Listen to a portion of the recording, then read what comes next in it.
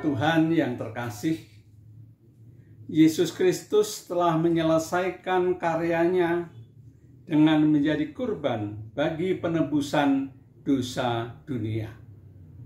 Ia bangkit menampakkan diri kepada para murid, dan hari ini kita merayakan kenaikannya ke surga.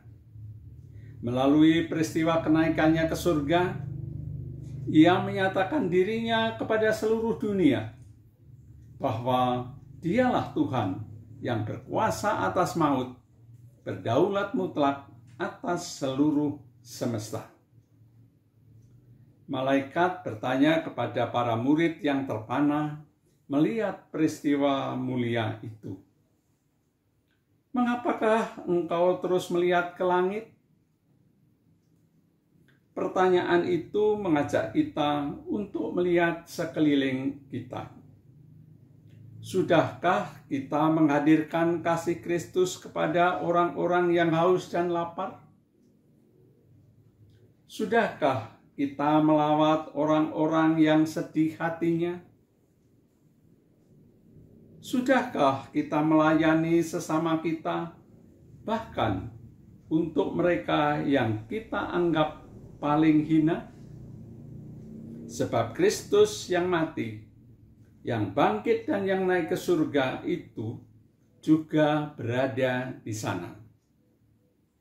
Jemaat yang terkasih, ibadah hari ini dengan tema menjadi saksi dalam hikmat-Nya. Kebenaran firman Tuhan akan dilayankan oleh Bapak Pendeta Adon Sukmana dari GKI Gatot Subroto, Purwokerto. Jemaat Tuhan, saya undang berdiri. Marilah kita mempersiapkan diri memasuki ibadah dengan memuji Tuhan dari Kidung Jemaat 226 bait pertama sampai 3. Dia nobatkanlah.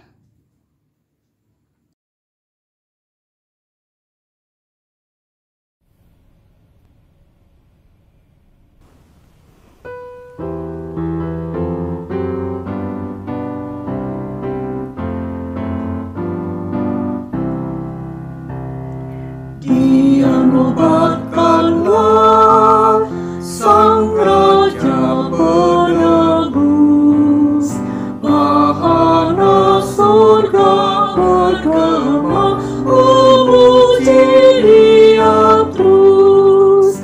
Hai bangun jiwaku, bernyanyilah serta memuji Juru Selamatmu kekal selamanya.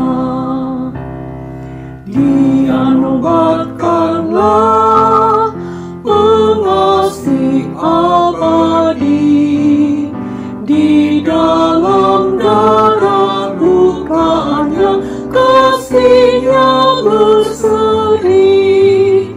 Malaikat tercengang melihat dahsyatnya, rahasia Allah terbentang demi manusia.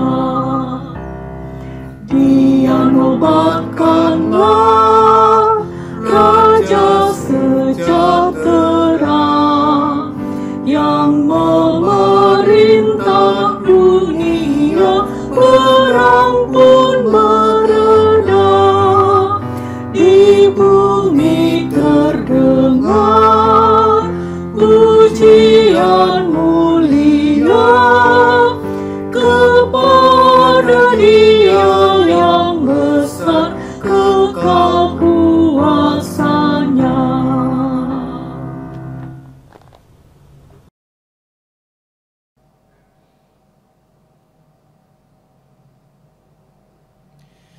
Kita awali ibadah kita di dalam perayaan kenaikan Tuhan Yesus ke surga ini dengan iman dan percaya kita bahwa pertolongan kita adalah di dalam nama Tuhan yang menjadikan langit dan bumi, yang kasih setianya kekal selama-lamanya.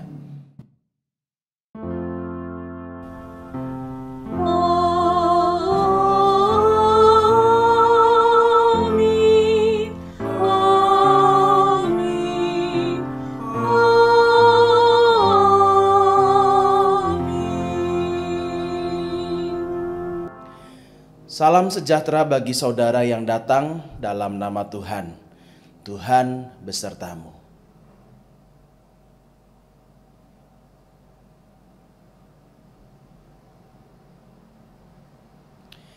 Jemaat Tuhan yang terkasih, di dalam ibadah kenaikan Tuhan Yesus ke sorga pada tahun 2021 hari ini, mengambil sebuah tema menjadi saksi dalam hikmat-Nya. Melalui tema ini kita diingatkan kembali bahwa dengan peristiwa atau menghayati peristiwa kenaikan Tuhan Yesus ke sorga, kita kembali diingatkan tugas kita sebagai orang-orang Kristen yang percaya kepada Kristus ini untuk tetap terus melakukan tugas panggilannya, yaitu bersaksi menjadi kemuliaan bagi nama Tuhan. Bapak Ibu, mari kita bersama-sama berdoa, menaikkan doa kita di dalam doa pengakuan dosa kita. Marilah kita merendahkan diri dan mengakui segala kesalahan dan dosa yang kita perbuat di hadapan Tuhan. Mari kita berdoa. Tuhan, Engkau meminta kami untuk menjadi saksi kemuliaan Tuhan. Kami bersyukur karena Engkau mempercayakan hal yang begitu penting, yaitu menjadi saksi, menjadi berkat bagi banyak orang. Namun sebagai manusia yang berdosa, seringkali kami terlalu egois untuk menjadi saksi kemuliaan Tuhan. Kami justru menjadi batu sandungan bagi orang lain.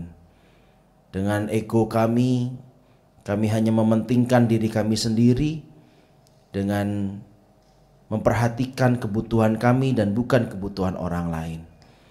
Dengan memperhatikan kesukaan kami dan bukan kesukaan orang lain.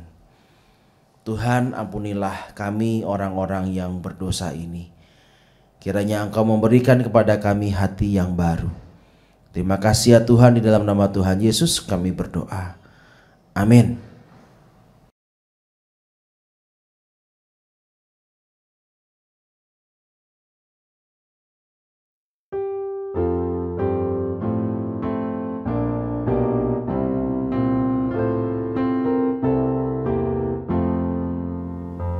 Mahkota duri yang kejam menyiksa penebus, diganti tajuk pemenang yang agung dan kudus. Salib yang hina dan seram penuh anugerah, dan nama orang beriman di surga tertera. Mengikut Tuhan kita pun sengsara dan menang. Bahagialah yang bertekun di dalam kasih-Nya.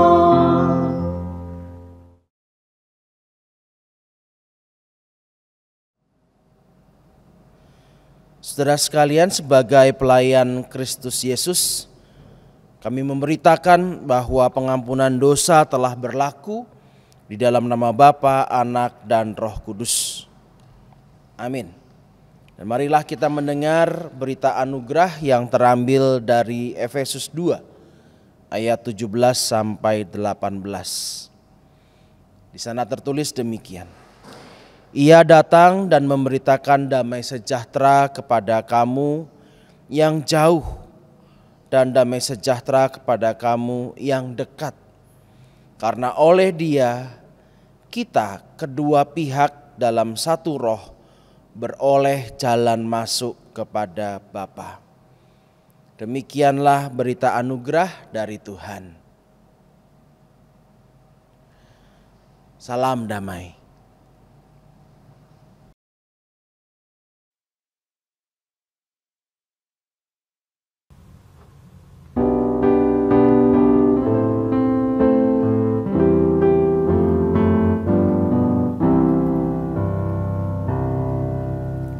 Bersabdalah Tuhan, kami mendengarkan. Bersabdalah Tuhan, kami mendengarkan. Kuatkanlah kami dan hiburlah kami. Kuatkanlah kami dan hiburlah kami.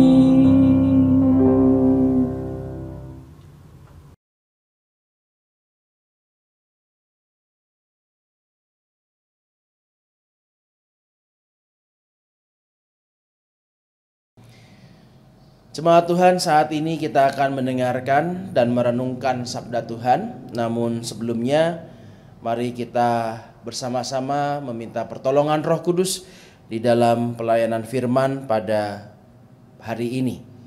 Mari kita satu di dalam doa. Kita berdoa. Ya Tuhan, saat ini kami datang untuk memohon pertolongan Roh Kudus agar pada saat ini kami bisa mengerti sabda Tuhan. Tolong kami supaya setiap firman yang dibaca sungguh dapat menggetarkan hati kami, sehingga kami bisa melakukan apa yang Tuhan ingin kami lakukan. Berkati para lektor yang akan membacakan, dan juga berkati hamba-Mu yang akan menguraikan permenungannya atas sabda-Mu. Kiranya Tuhan sendiri yang menuntun setiap kami hamba-hamba yang berdosa dan tidak layak ini, supaya menjadi kemuliaan Tuhan, agar pada hari ini berita sukacita itu sungguh dapat kami dengar. Terima kasih ya Tuhan, dalam nama Tuhan Yesus kami berdoa dan mengucap syukur. Amin. Bacaan pertama diambil dari Kisah Para Rasul 1 ayat 1 sampai dengan 11. Roh Kudus dijanjikan. Hai Theophilus, dalam bukuku yang pertama aku menulis tentang segala sesuatu yang dikerjakan dan diajarkan Yesus, sampai pada hari Ia terangkat. Sebelum itu, Ia telah memberi perintahnya oleh Roh Kudus kepada rasul-rasul yang dipilihnya. Kepada mereka Ia menunjukkan dirinya setelah penderitaannya selesai, dan dengan banyak tanda Ia membuktikan bahwa Ia hidup. Sebab selama 40 hari Ia berulang-ulang menampakkan diri dan berbicara kepada mereka tentang kerajaan Allah. Pada suatu hari ketika Ia makan bersama-sama dengan mereka, Ia melarang mereka meninggalkan Yerusalem dan menyuruh mereka tinggal di situ menantikan janji Bapa. Yang demikian katanya, telah kamu dengar daripadaku, sebab Yohanes membaptis dengan air, tetapi tidak lama lagi kamu akan dibaptis dengan Roh Kudus. Maka bertanyalah mereka yang berkumpul di situ, Tuhan, maukah engkau pada masa ini memulihkan kerajaan bagi Israel? Jawabnya, engkau tidak perlu mengetahui masa dan waktu yang ditetapkan Bapa sendiri menurut kuasanya. Tetapi kamu akan menerima kuasa kalau Roh Kudus turun ke atas kamu, dan kamu akan menjadi saksiku di Yerusalem dan di seluruh Yudea dan Samaria dan sampai ke ujung bumi. Sesudah Ia mengatakan demikian, terangkatlah Ia disaksikan oleh mereka, dan awan menutupnya dari pandangan mereka. Ketika mereka sedang menatap ke langit waktu Ia naik itu, tiba-tiba berdirilah 2 orang yang berpakaian putih dekat mereka dan berkata kepada mereka, Hai orang-orang Galilea, mengapakah kamu berdiri melihat ke langit? Yesus ini yang terangkat ke surga meninggalkan kamu, akan datang kembali dengan cara yang sama seperti kamu melihat Dia naik ke surga. Demikianlah Injil Yesus Kristus.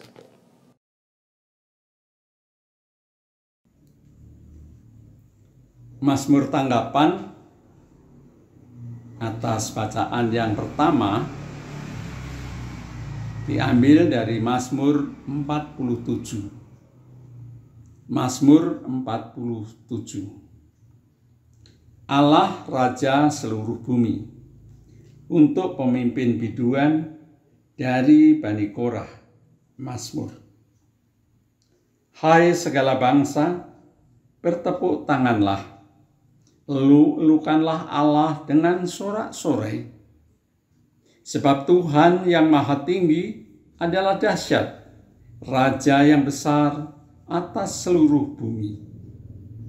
Ia menaklukkan bangsa-bangsa ke bawah kuasa kita, suku-suku bangsa ke bawah kaki kita. Ia memilih bagi kita tanah pusaka kita, kebanggaan Yakub yang dikasihinya.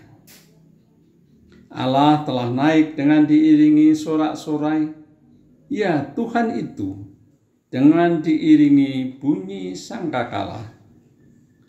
Bermazmurlah bagi Allah, bermazmurlah.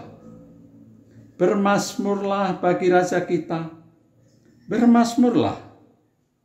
Sebab Allah adalah Raja seluruh bumi. Bermazmurlah dengan nyanyian pengajaran.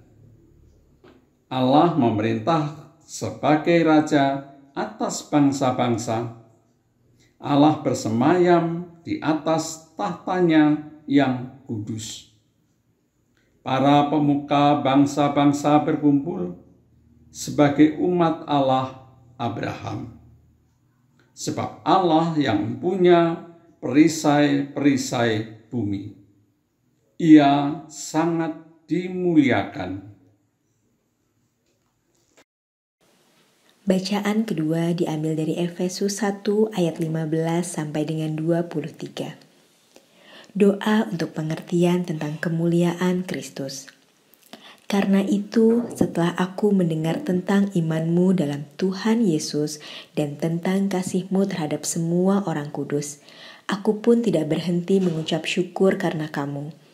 Dan aku selalu mengingat kamu dalam doaku, dan meminta kepada Allah Tuhan kita, Yesus Kristus, yaitu Bapa yang mulia itu, supaya Ia memberikan kepadamu roh hikmat dan wahyu untuk mengenal Dia dengan benar, dan supaya Ia menjadikan mata hatimu terang, agar kamu mengerti pengharapan apakah yang terkandung dalam panggilannya, betapa kayanya kemuliaan bagian yang ditentukannya bagi orang-orang kudus, dan betapa hebat kuasanya bagi kita yang percaya sesuai dengan kekuatan kuasanya yang dikerjakannya di dalam Kristus dengan membangkitkan Dia dari antara orang mati dan mendudukkan Dia di sebelah kanannya di sorga, jauh lebih tinggi dari segala pemerintah dan penguasa dan kekuasaan dan kerajaan dan tiap-tiap nama yang dapat disebut,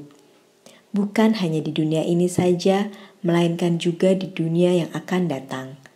Dan segala sesuatu telah diletakkannya di bawah kaki Kristus dan telah diberikannya kepada jemaat sebagai kepala dari segala yang ada. Jemaat yang adalah tubuhnya, yaitu kepenuhan Dia yang memenuhi semua dan segala sesuatu. Demikianlah Injil Yesus Kristus.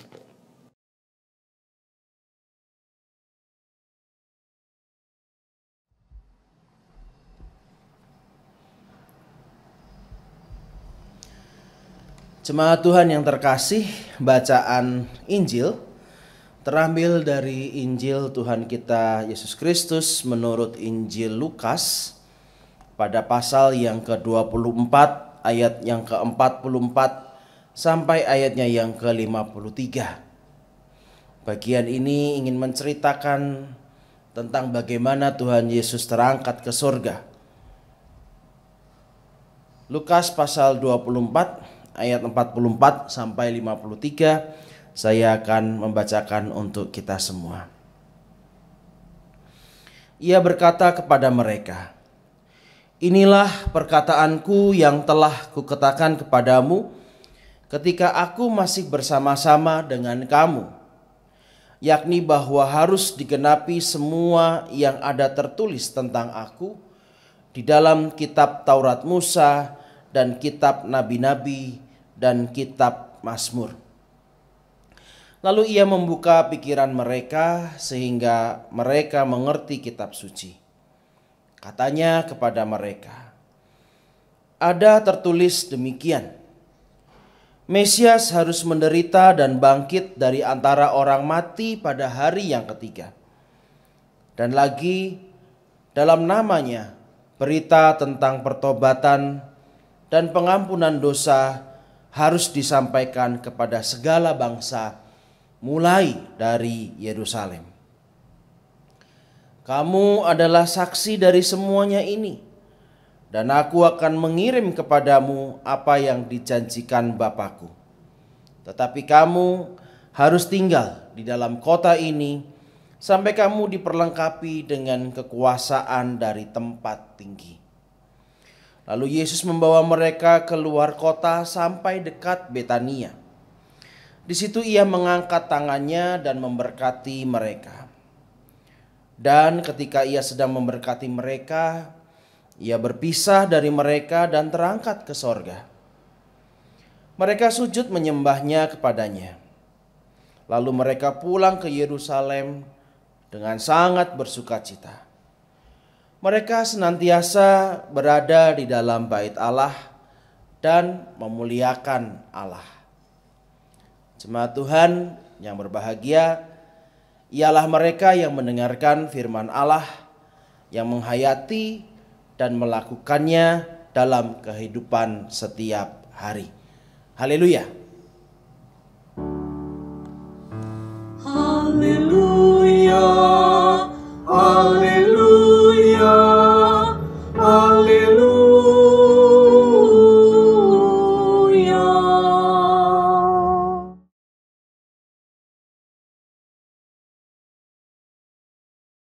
Selamat pagi, atau selamat siang, selamat sore, selamat malam, kapanpun Bapak Ibu beribadah pada hari kenaikan Tuhan Yesus Kristus ke sorga di tahun ini. Bapak Ibu, ada pepatah mengatakan tak kenal maka tak sayang. Nah, saya mohon izin untuk mengenalkan diri saya terlebih dahulu, karena saya baru pertama kali melayani saudara-saudara kami yang ada di Bakal Pos Yasmin. Nah, ini ya, dari GKI Pengadilan Bogor, Bakal Pos Yasmin. Bapak Ibu, perkenalkan, nama saya Adon Syukmana. Saya saat ini ada di Purwokerto. Saya menjadi pendeta di GKI Gatot Subroto Purwokerto, ya, kota yang terkenal dengan tempenya, dengan bahasa ngapak-ngapaknya, dengan alam yang indah. Wah, kapan-kapan kalau sudah tidak pandemi, Bapak Ibu boleh dolan-dolan ke Purwokerto. Nah, Bapak Ibu, hari ini hari libur ya. Pada hari Kamis ini kita libur. Libur apa nih? Jangan-jangan yang kita kenal, yang kita dengar, yang kita ingat adalah ini hari raya Idul Fitri. Wah, kita ingat bahwa ini adalah hari besar dari saudara-saudara kita. Tapi sebetulnya pada saat yang sama kita juga merayakan hari raya besar dengan keagamaan kita, keagamaan Kristen, yaitu hari raya kenaikan Tuhan Yesus ke sorga. Ini hari besar juga buat kita. Kenapa begitu? Karena tanggalnya aja tanggal merah kan, menjadi hari libur nasional. Tetapi bagi kita sendiri sebagai orang Kristen, kira-kira bagaimana sih kita merayakan perayaan Tuhan Yesus naik ke sorga?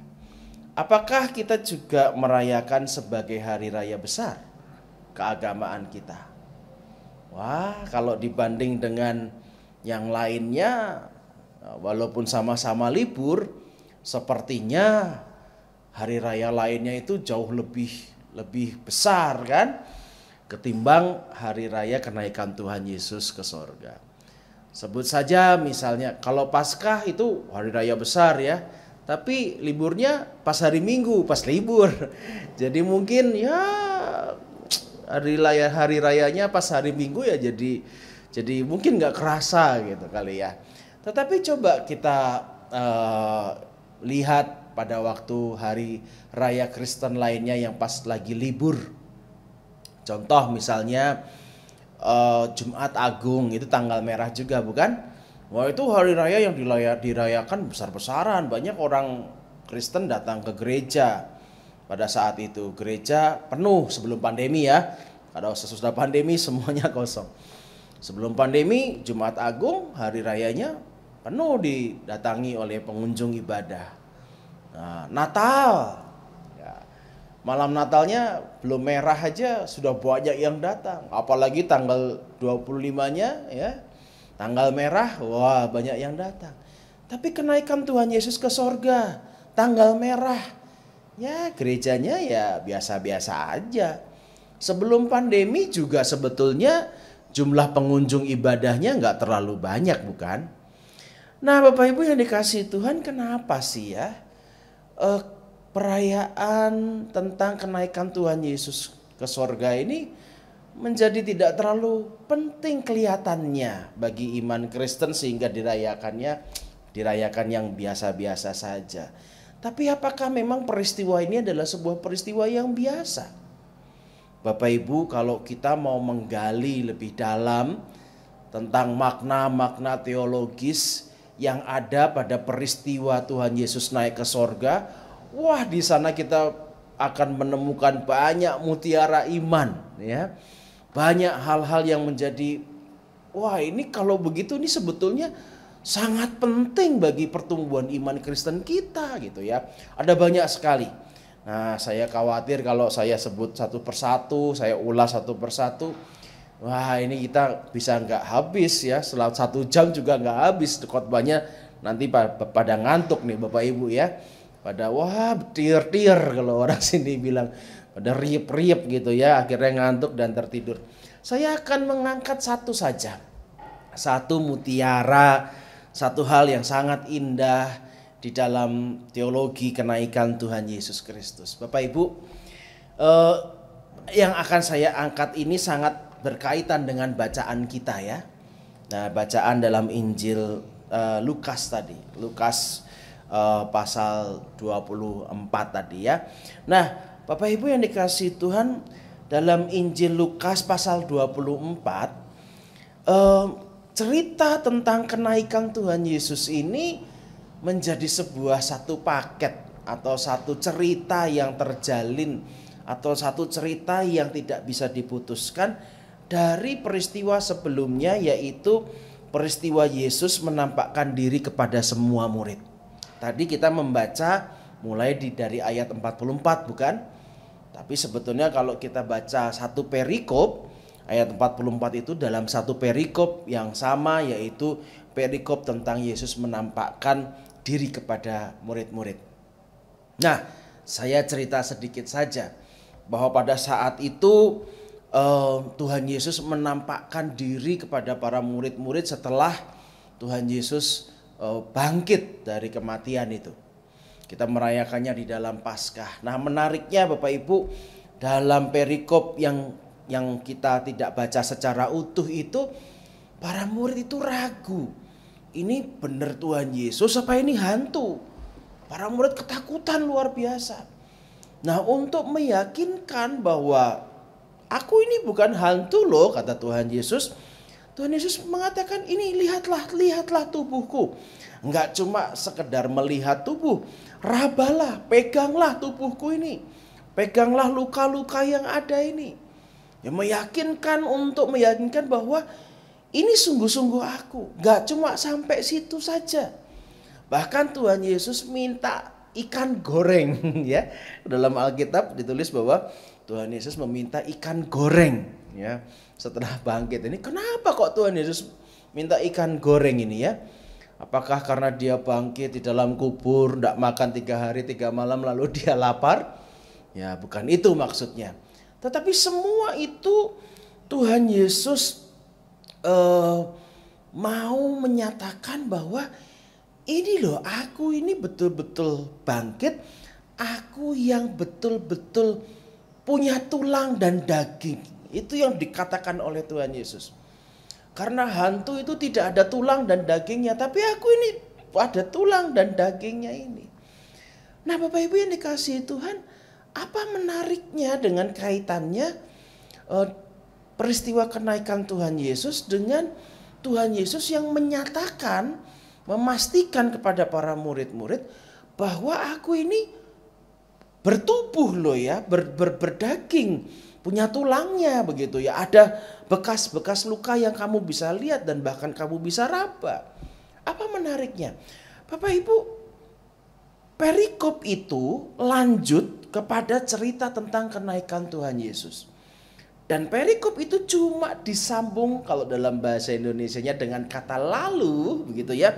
Di ayat 50, lalu Yesus membawa mereka keluar kota. Artinya dari peristiwa kebangkitan itu, dari peristiwa penampakan, bukan peristiwa kebangkitan pada waktu Tuhan Yesus bangkit di hari pertama itu bukan, tetapi pada peristiwa penampakan Tuhan Yesus yang minta ikan goreng, menunjukkan luka-lukanya, itu pada hari yang sama. Lalu kemudian, nah kalau menurut Injil Lukas, para murid ini dibawa keluar kota, para murid diberkati, dan pada waktu itu juga para murid melihat Tuhan Yesus naik ke sorga.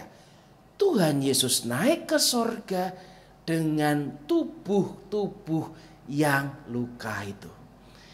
Dengan tubuh yang kemudian para murid minta, supaya Tuhan Yesus minta supaya para murid memegangnya, menjamahnya. Tubuh yang sama, tubuh yang luka.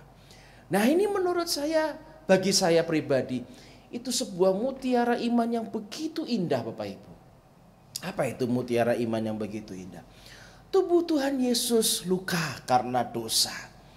Bukan karena Tuhan Yesus berdosa, tetapi karena dosa manusialah.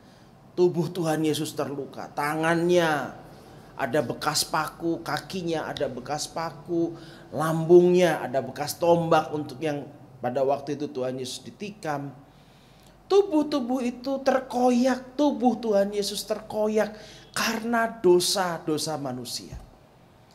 Tetapi ketika Tuhan Yesus bangkit, Tuhan Yesus tidak memakai tubuh lainnya. Tuhan Yesus tidak memakai tubuh anugerah, tubuh yang wah kelihatan semuci, kelihatan malaikat, ada sayapnya, putih, bersih, berkilau-kilau. Tidak. Tuhan Yesus memakai tubuh yang sama, tubuh yang terluka, tubuh yang dilukai itu. Nah, di sini saya melihat bahwa Tuhan Yesus begitu menghargai ketubuhan manusia itu. Walaupun ketubuhan manusia itu rapuh Bapak Ibu. Walaupun ketubuhan manusia itu pernah mengalami yang namanya disakiti, yang namanya dilukai. Tubuh manusia itu juga ternyata pernah melukai orang lain. Tubuh manusia itu juga pernah menyakiti orang lain. Tapi itu kemudian tidak dibuang oleh Tuhan Yesus. Ketika Tuhan Yesus naik ke surga, dia memakai tubuh itu. Tubuh yang rapuh itu. Tubuh manusianya yang rapuh itu. Jadi ketika Tuhan Yesus naik ke surga, di sana kita melihat bukan saja Tuhan Yesus ingin menunjukkan bahwa ini loh saya, penguasa semesta alam. Saya adalah raja semesta alam. Saya pemilik surga dan bumi ini. Tetapi di sana juga ketika Tuhan Yesus naik itu, dia juga mengingatkan kepada kita bahwa dia menerima. Yang naik ke sorga itu juga adalah menerima tubuh, daging, tulang, yang luka, yang dilukai, yang rapuh itu.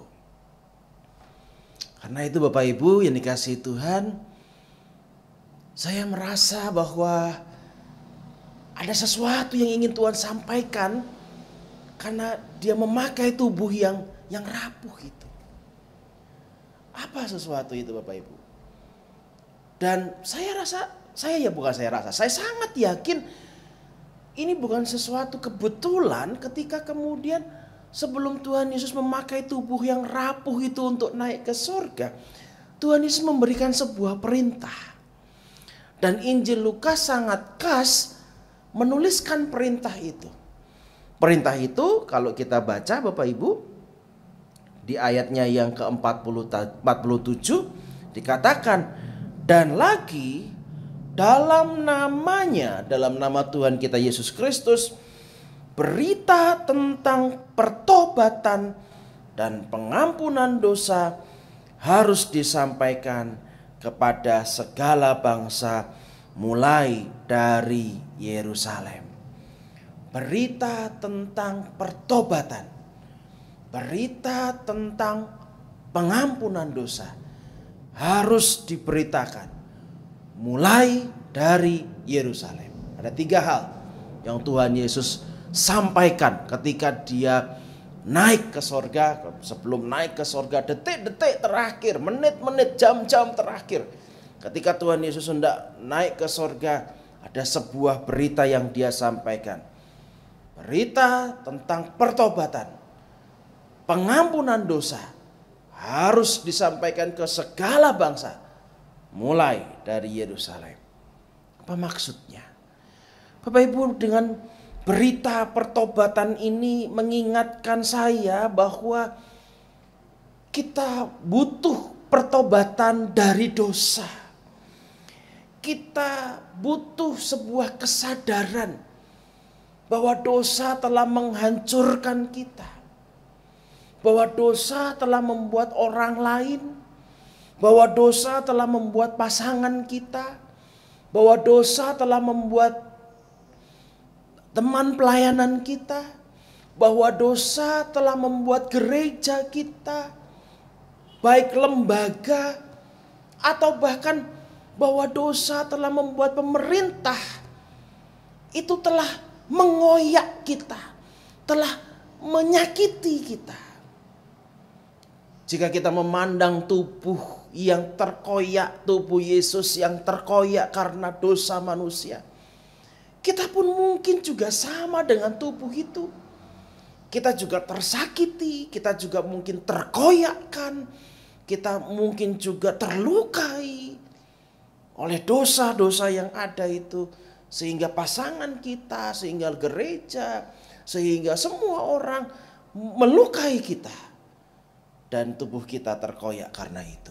Namun Bapak Ibu jangan lupa, sebagai manusia yang juga jatuh di dalam dosa, mungkin saja, bahkan saya sangat yakin, bukan cuma mungkin tetapi sudah pasti, sangat dipastikan, bahwa kita pun ternyata juga melukai orang lain. Kita juga mengoyakkan orang lain. Perkataan, perbuatan kita bukan saja membuat orang lain kecewa terhadap kita, tetapi juga menghancurkan orang lain. Menghancurkan kebersamaan, keutuhan ciptaan yang ada. Karena itu Tuhan mengatakan harus ada pertobatan. Harus ada kesadaran di mana kita ini sungguh telah berdosa.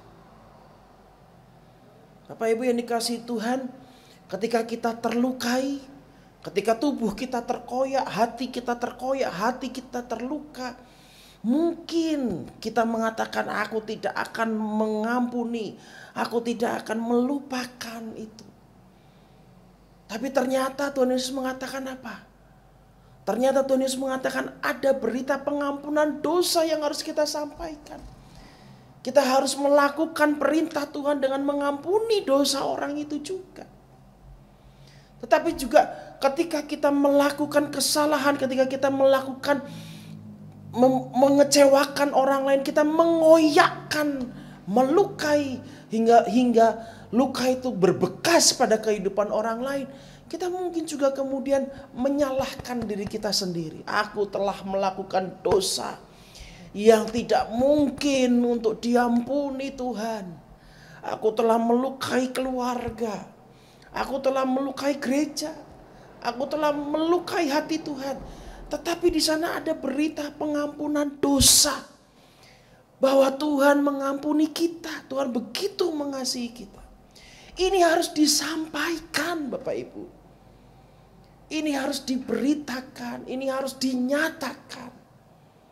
Kenapa? Karena rupanya Allah merengkuh keberdosaan manusia itu. Allah memeluk keberdosaan manusia. Dan Allah begitu menghargai manusia yang berdosa itu. Sehingga dalam keberdosaannya dia diangkat. Tubuh keberdosaannya itu diangkat bersama-sama dengan Allah yang adalah Kristus.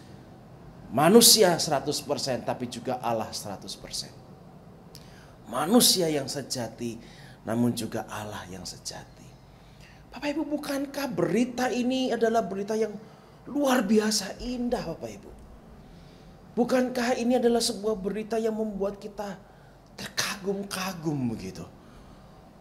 Wah, dengan naiknya Tuhan Yesus saya membayangkan, saya melihat tubuh manusia yang terluka itu, tubuh Yesus yang terluka di atas salib itu, tangannya yang bekas paku itu, kakinya yang bekas paku dan lambungnya yang tertusuk tombak itu naik ke sorga.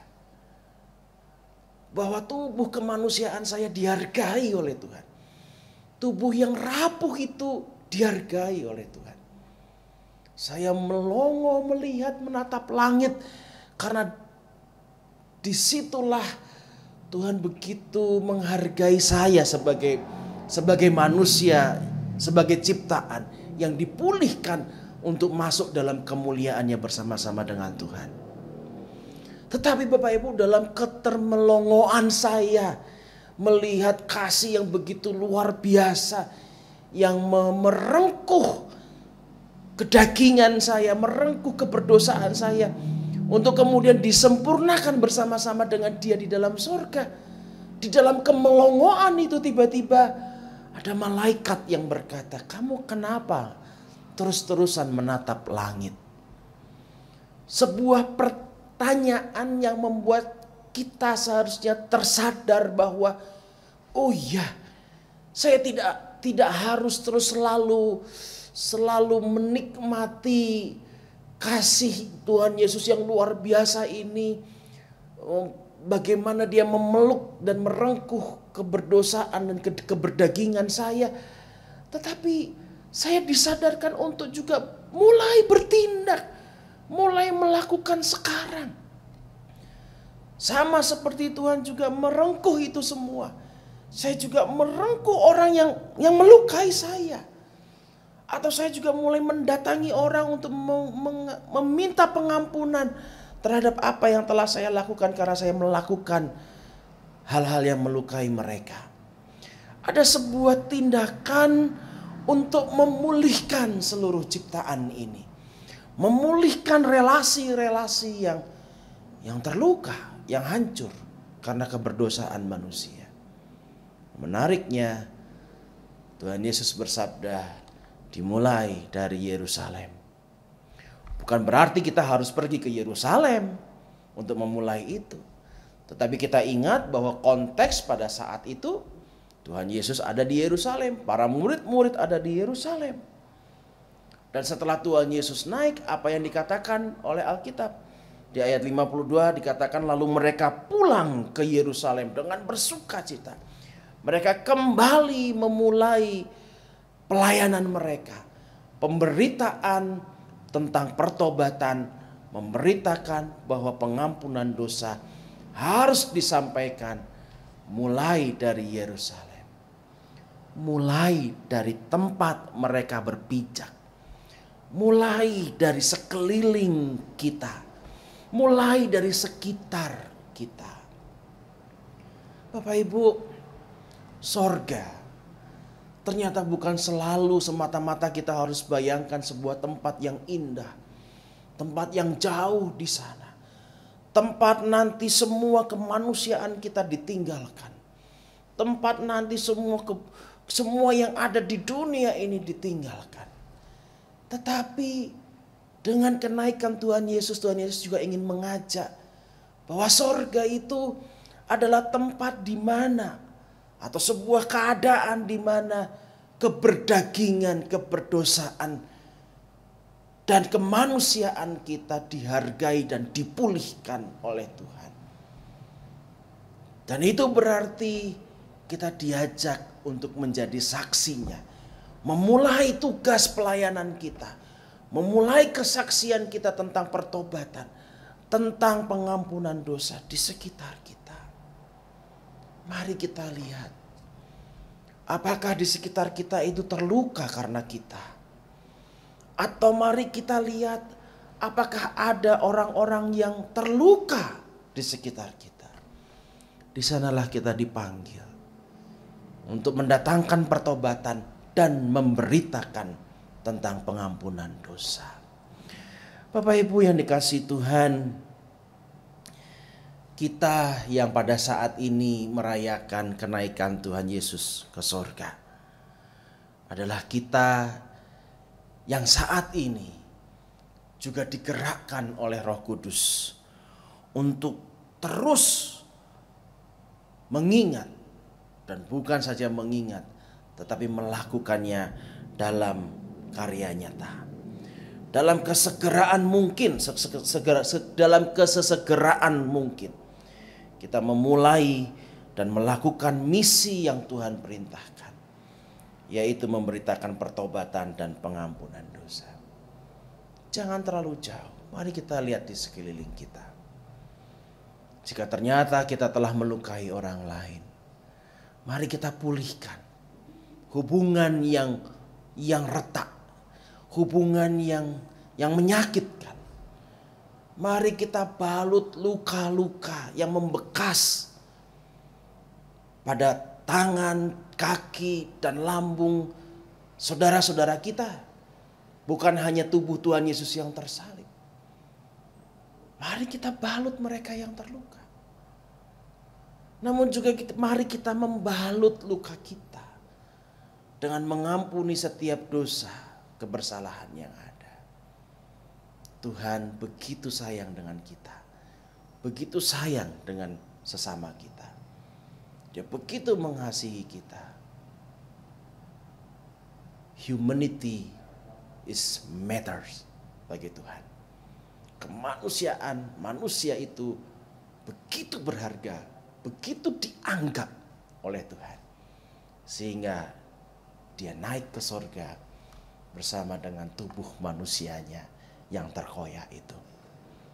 Selamat untuk menghayati kembali cinta kasih Tuhan yang luar biasa dalam peristiwa kenaikan Tuhan Yesus. Namun bukan cuma sekedar menghayati. Selamat juga untuk menjadi saksi, membalut mereka yang terluka dan membalut kita juga yang terluka. Tuhan mengasihi saudara. Amin.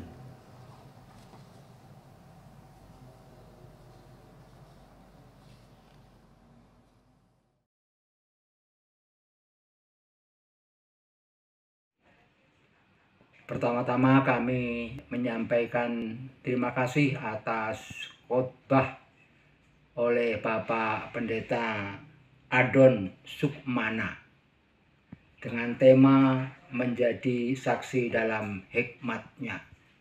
Tuhan memberkati pelayanan Bapak Pendeta.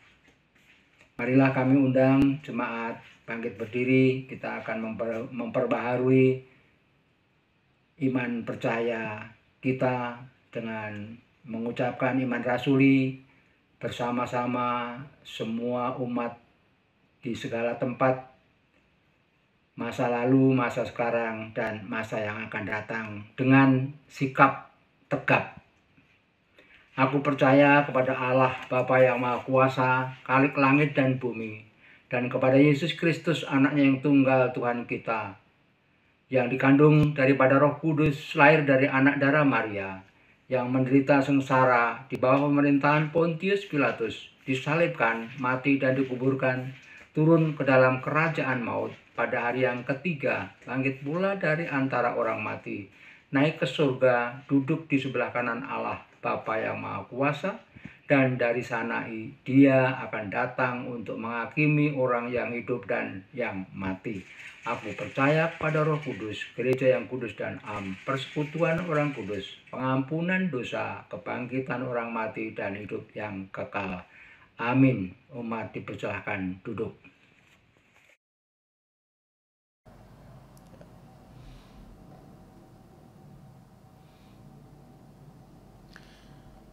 Bapak Ibu yang dikasihi Tuhan, mari kita bersama-sama menaikkan syafaat kita. Kita berdoa. Bapa dalam sorga, kami bersyukur kalau pada hari ini kami diingatkan agar kami sungguh menghargai ketertubuhan kami sebagai manusia yang rapuh dan berdosa ini. Kami bersyukur karena Allah yang mati, Allah yang bangkit itu juga adalah Allah yang naik bersama-sama dengan tubuh yang terkoyak itu. Tubuh yang begitu dihargai itu. Tuhan tidak meninggalkan dan membuang tubuh kemanusiaannya. Tetapi yang naik ke sorga itu adalah sungguh Allah yang sejati dan juga sungguh manusia yang sejati. Tuhan, kami sungguh bersyukur Engkau begitu mengasihi kami. Oleh karena itu kami berdoa kiranya Tuhan sendiri juga yang memberikan kepada kami kekuatan untuk dapat terus mengasihi diri kami sendiri, mengampuni diri kami sendiri. Jika kami terluka ya Tuhan, kami boleh membalut setiap luka kami sehingga kami juga boleh dipulihkan. Namun jika kami melukai ya Tuhan, kami juga mau berdoa kiranya Tuhan sendiri juga boleh memberikan kepada kami pertobatan supaya kami tidak lagi melukai orang lain, melukai sesama kami. Dan kiranya setiap relasi yang ada boleh dipulihkan di dalam Tuhan. Kami rindu untuk menjadi saksi pemulihan relasi ini ya Tuhan. Kami rindu untuk memberitakan berita pertobatan dan berita tentang pengampunan dosa ini. Bapa dalam sorga, pada saat ini kami mau memulai kesaksian kami ini kepada dunia ini dengan mendoakan dunia dan seluruh isinya ya Tuhan. Kami ingin mendoakan pemerintah pusat dan daerah. Kiranya setiap kebijakan-kebijakan yang diambil adalah kebijakan-kebijakan yang didasarkan oleh kasih, yang didasarkan oleh pengampunan, yang didasarkan untuk kepentingan bersama. Kami berdoa kiranya hikmat Tuhan turun kepada para pemimpin-pemimpin bangsa kami, baik bangsa dari pemerintah sampai pada daerah-daerah yang ada. Baik semua kebijakan-kebijakan yang berlaku umum ataupun juga yang berlaku khusus, terutama untuk kebijakan tentang penanganan masa pandemi COVID-19 ini. Tuhan berikan kekuatan. Kami juga berdoa untuk Majelis Jemaat GKI Pengadilan Bogor sebagai gereja induk. Kami mau berdoa kiranya Tuhan memberikan hikmat, memberikan pertolongan dan kuasa Tuhan, agar Majelis Jemaat GKI Pengadilan Bogor juga dapat memberikan keputusan-keputusan, juga dapat melayani Tuhan dengan sangat baik. Kami berdoa kiranya Tuhan juga memberikan berkat apa yang menjadi kebutuhan mereka. Tuhan cukupkan segala sesuatunya. Kami percaya Tuhan sendiri yang boleh menggerakkan majelis jemaat, boleh menggerakkan para pemimpin, para pengurus badan pelayanan, dan semua anggota jemaat maupun simpatisan untuk terus menjadi berkat bagi kemuliaan nama Tuhan. Kami juga mendoakan pergumulan anggota jemaat dan simpatisan dari Bakal Pos Taman Yasmin. Kami berdoa bagi mereka yang mungkin pada saat ini sakit, kiranya Tuhan tengok dan Tuhan sembuhkan. jika ada keluarga-keluarga yang mempunyai pergumulan, mungkin dengan pergumulan persoalan keuangan, Tuhan juga boleh berkati agar mereka semua bisa tercukupi dengan baik. Untuk orang tua kami, para opa dan oma yang ada di rumah, yang pada saat ini harus berhadapan dengan masa pandemi COVID ini, kiranya Tuhan berikan kekuatan, berikan kesembuhan, berikan kesehatan dan kesabaran, agar semuanya bisa berlalu dengan baik dan tanpa sia-sia. Kami mau berdoa Tuhan untuk perjuangan anggota jemaat maupun simpatisan dari Bakal Pos Taman Yasmin dalam perjuangan mendapatkan hak beribadahnya kembali. Kiranya Tuhan juga boleh sertai dan berkati agar setiap perjuangan dan pergumulan mereka Tuhan jawab, dan setiap tindakan mereka di dalam perjuangan, baik dalam perkataan, perbuatan dan apapun juga, adalah sebuah perjuangan yang sejalan dengan apa yang Tuhan inginkan, mengedepankan kasih dan juga kesatuan di antara umat Tuhan dan juga seluruh dunia ini. Kami percaya Tuhan akan memberikan hikmat kepada setiap pimpinan, setiap aktivis yang ada, agar segala sesuatunya bisa dilakukan seturut dengan apa yang Tuhan inginkan. Tuhan, karena itu kami berdoa untuk kesatuan hati seluruh anggota jemaat maupun juga simpatisan dari Bakal Pos GKI Taman Yasmin ini. Kiranya Tuhan juga boleh menyertai para pengurus yang ada, supaya hikmat dari Tuhan sungguh-sungguh turun kepada mereka semua. Terima kasih ya Tuhan, dan kiranya kami percaya di tahun 2021 ini Tuhan juga akan menjawab setiap doa-doa kami sesuai dengan apa yang Tuhan rancangkan kepada kami. Dan kalau kami boleh meminta, kami boleh meninggalkan persoalan COVID-19 ini di tahun 2021 ini. Terima kasih Tuhan, inilah doa kami. Di dalam nama Tuhan kami Yesus Kristus kami berdoa, dan kami naikkan doa kami ini seturut dengan doa yang Tuhan Yesus ajarkan kepada kami dengan menaikkan doa Bapa kami demikian. Bapa kami yang di sorga, dikuduskanlah namamu. Datanglah kerajaanmu, jadilah kehendak-Mu di bumi seperti di sorga. Berikanlah kami pada hari ini makanan kami yang secukupnya. Ampunilah kami akan kesalahan kami, seperti kami juga mengampuni orang yang bersalah kepada kami. Dan janganlah membawa kami ke dalam pencobaan, tetapi lepaskanlah kami daripada yang jahat. Karena Engkaulah yang mempunyai kerajaan dan kuasa dan kemuliaan sampai selama-lamanya. Amin.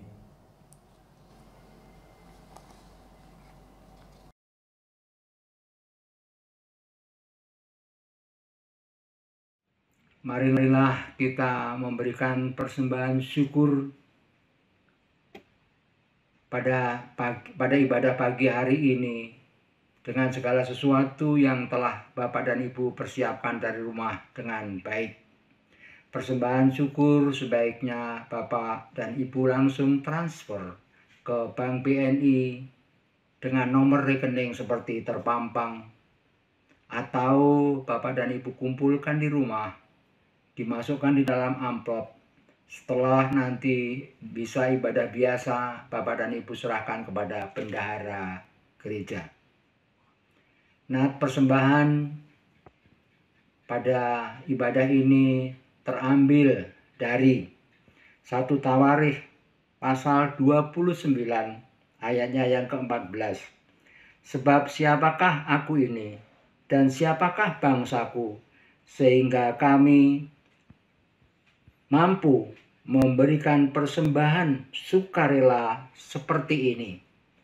Sebab daripadamulah segala-galanya, dan dari tanganmulah semuanya itu persembahan yang kami berikan kepadamu. Ketika kita memberikan persembahan, kita diiringi lagu persembahan yang diambil dari KJ 365 bagian B.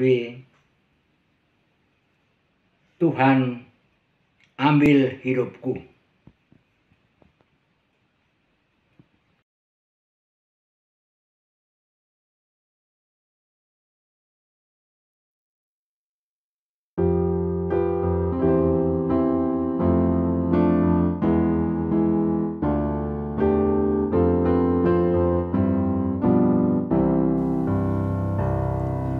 Tuhan, ambil hidupku dan kuduskan bagimu, untukku pakailah memujimu selamanya.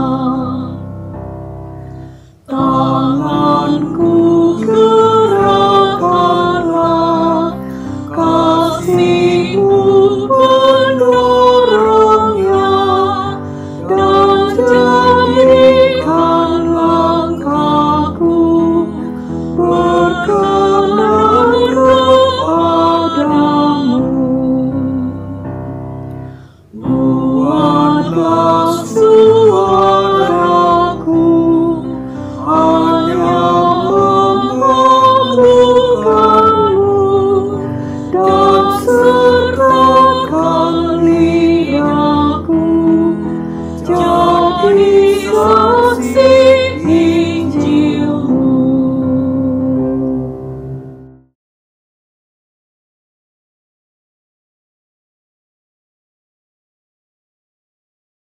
Mari kita undang umat bangkit berdiri. Kita akan memberikan persembahan syukur kita dengan doa. Mari kita berdoa. Bapa, sumber segala berkat, kami mengucap syukur, kami berterima kasih ya Tuhan, ketika tangan Tuhan memimpin setiap kami untuk kami memberikan persembahan syukur, persembahan sukarela di ibadah pagi hari ini. Biarlah tangan-tangan yang telah memberikan persembahan semuanya Tuhan berkati. Begitu juga tangan-tangan yang mengelola persembahan ini Tuhan berkati, sehingga persembahan ini menjadi persembahan yang indah dan menyenangkan hati Tuhan. Di dalam nama Putra-Mu Yesus Kristus Tuhan, kami sudah berdoa dan mengucap syukur. Amin. Kita akan segera mengakhiri peribadahan ini dengan memasuki pujian pengutusan. Pujian pengutusan pada pagi hari ini diambil dari NKB 95, di surga yang terang.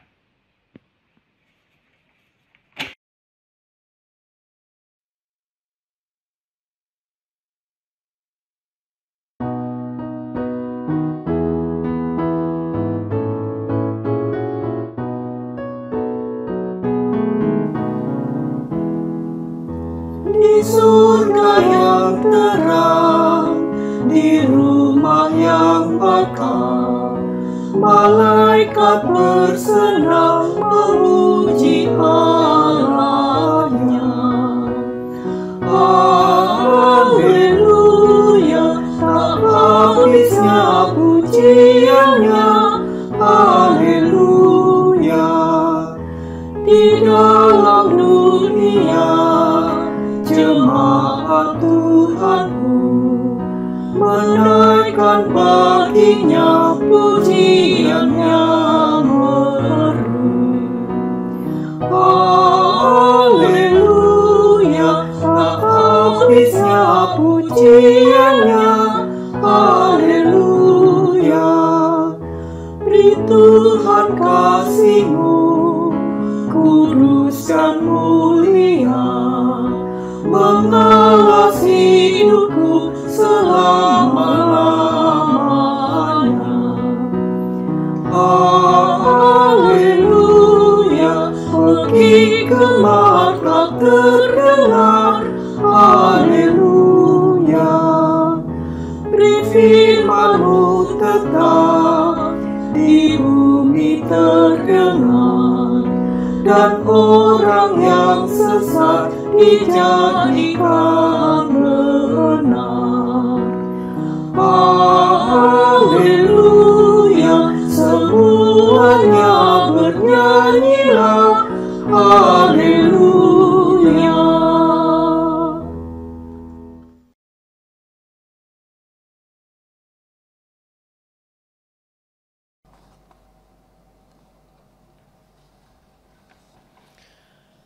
Bapak Ibu yang dikasihi Tuhan, kita akan bersama-sama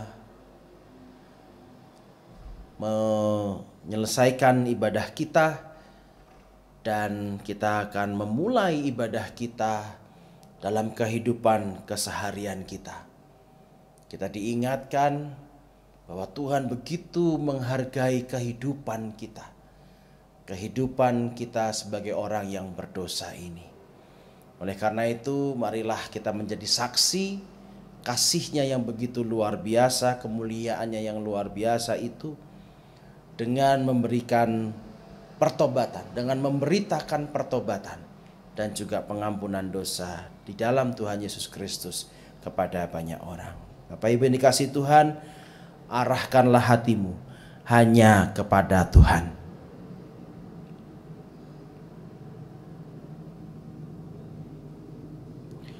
Jadilah saksi Kristus.